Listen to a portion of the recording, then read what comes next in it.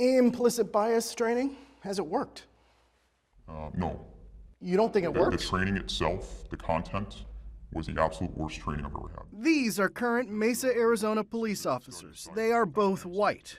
We agreed to hide their faces and alter their voices so that they can speak freely. And you have to make a decision like that. This is their department's implicit bias training. So there's research that has documented implicit biases, and they've linked it to ethnicity and race as one. They are taught how to recognize and minimize negative impacts that hidden biases can have on their jobs. People are inclined to stereotype black individuals as more aggressive.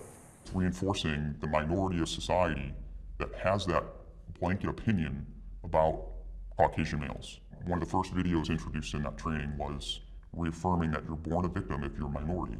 All right, so what do you think the agenda is? Reinforcing that the police are racist, but specifically the white male police are racist.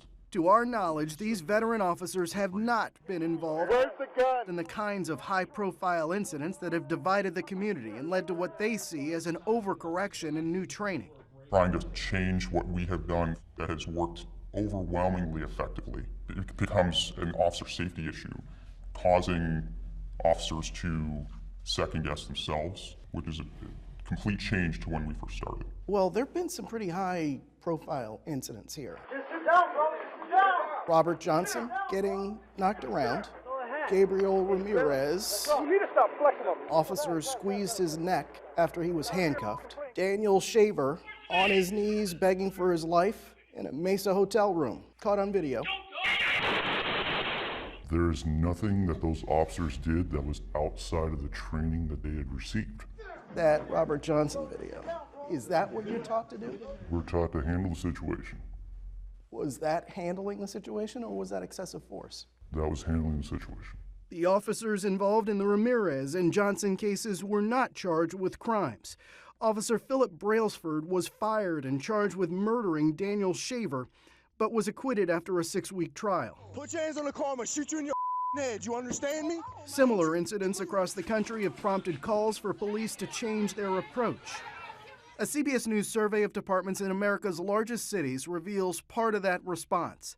75% of departments who completed our survey told us that they changed their training after controversial use of force incidents. 90% of departments who say they have implicit bias training say it is required of all officers. But training methods vary. For example, Honolulu, Hawaii told us that they have 1 half-hour session a year. Raleigh, North Carolina told us that they do at least 8 hours per year. I want our community to feel safe.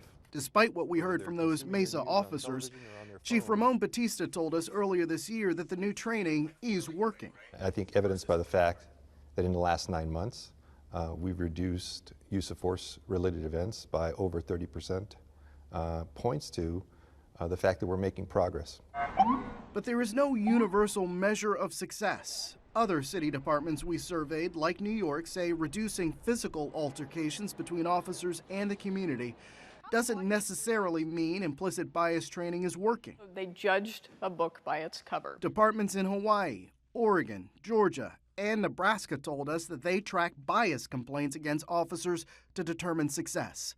But about 59% of departments who responded to our follow-up questions say that they don't have a way to know if implicit bias training is working at all. These officers say some of the new training is just for show. They start the video with saying, "We are not telling you to do this. We are here to present it." At the beginning of the session, they say, don't do this, but you got to watch it. Correct. It kills morale because to pay for this training, we had to give up something else, right? So instead of doing more firearms training, okay, now we've taken funds from there. So for the officers on the morale, to look at it like, you don't care about me, and you don't care about the citizens. You care about putting on this little show. Do you think that there are white supremacists on the police force? Yes. You didn't even pause. Have you seen some of the Facebook posts of some of our suspended officers right now? Yes. Heather Taylor is an almost 19-year veteran on the St. Louis Metro Police Force. She points to the recent report by the Plainview Project, which flagged thousands of racist and derogatory social media posts, including some from 22 current St. Louis Metro officers like this one that compared Black Lives Matter to the KKK. As president of the Ethical Society of Police, a predominantly black local union, Taylor's mission is to root out racial discrimination among police. Protests in Ferguson took place about 10 miles from St. Louis Metro PD headquarters and led to changes in training there. SLMPD told CBS News in a survey that implicit bias training has been mandatory for officers once a year since October of 2014. That's 2 months after Michael Brown's death.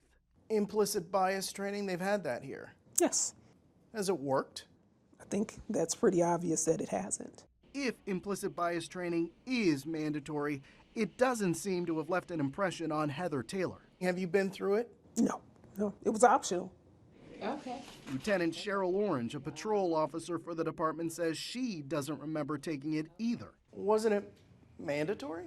Not that I recall, but it may have been. We've been trying to get SLMPD's police chief to comment on our CBS News investigation that found a majority of departments nationwide are adding training to address possible racial bias. Over a period of months, there have been phone calls, emails, and each and every time the police department has declined our request for interviews. There's a change.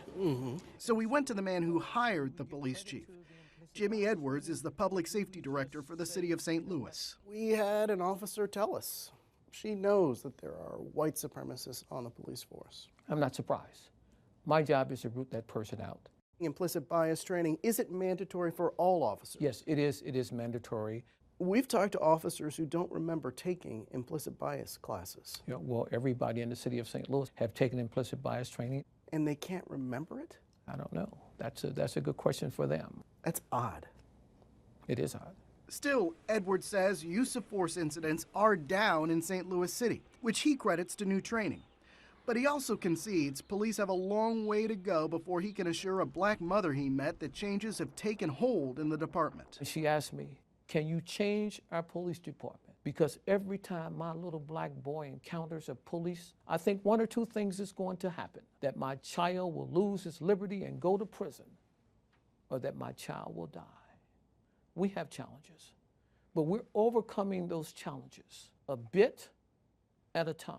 Taylor says that should include better screening of applicants and breaking down what some have called the blue wall of silence, a term for police cover-ups of internal wrongdoing. Your fellow officers, they might see your comments and be offended. How do you go back to work after making comments like that?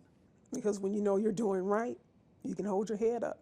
I don't think that all of our department is bad, but instead of complaining about me, how about you do something to change the culture that you know exists?